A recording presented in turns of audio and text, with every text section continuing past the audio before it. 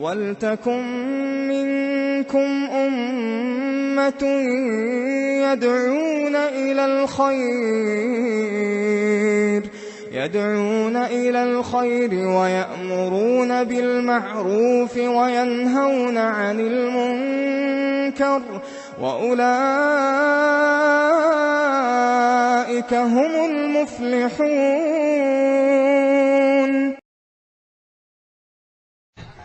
کیا اللہ اپنے بندے کے لیے کافی نہیں ہے؟ کیا اللہ اپنے بندے کے لیے کافی نہیں ہے؟ ابن قیم رحمۃ اللہ علیہ فرماتے ہیں یہاں پر دو چیزیں ہیں۔ الوابل الصیب میں انہوں نے بات کہی ہے کہ اس آیت میں دو باتیں ہیں، ایک ہے عبدیت اور دوسرے ہے کفایت۔ الیس اللہ بکاف عبدہ، کیا اللہ اپنے بندے کے لیے کافی نہیں؟ تو ایک چیز اس میں ہے کفایت اور دوسرے ہے اس میں عبدیت۔ بندے کی عبدیت جب کمال درجے میں پہنچ جاتی ہے، جس درجے کا یہ اللہ کا بندہ ہوتا ہے اس درجے میں اللہ اس کے لیے کافی ہوتا ہے۔ اللہ کی کفایت اس کے لیے کافی کیوں نہیں ہوتی ہے، تمام نہیں ہوتی ہے، کیوں نہیں ہوتی ہے؟ جب اس کی بندگی میں نقص ہوتا ہے تو اللہ بھی اس کے لیے کافی نہیں ہوتا ہے۔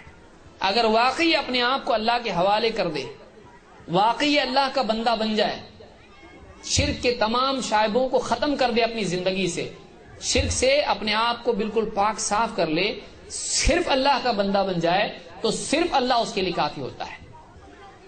جو صرف اللہ کو اپنا معبود اور رب نہ بنائے، پھر صرف اکیلا اللہ اس کے لیے کافی نہیں ہوتا، کیونکہ اللہ اس کی مدد بھی نہیں کرتا ہے، پھر اللہ دوسروں کے حوالے اس کو کرتا ہے۔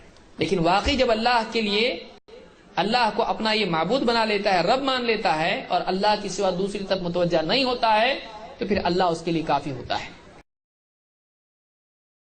سبحان اللہ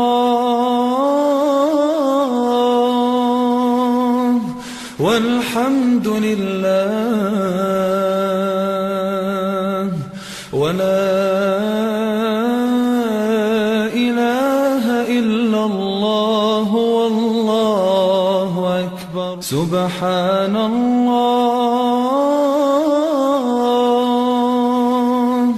والحمد للہ